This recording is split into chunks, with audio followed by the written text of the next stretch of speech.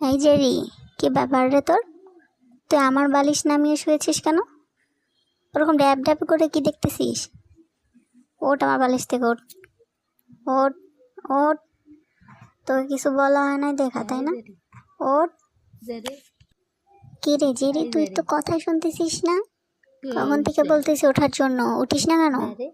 হ্যাঁ, সারাদিন বাইরে থেকে লাফালাফি ঝাপাঝাপি করবি, বালুর মধ্যে লাফালাফি করবি, এখন আমার বিছনার মধ্যে শুয়েছিস, তাও আমার বালিশ দিয়ে। আমার বালিশ নামাইছিস কেন? বালিশ থেকে নাম। আচ্ছা রে, অনেকক্ষণ ধরে দেখতেছি তুই আমারে কি কি জানি কইতে আসছিস, তাও আঙ্গুল নাড়াই নাড়াই, আমি কিন্তু কিচ্ছু কইতে আছি না। কি করছ তুই আমারে?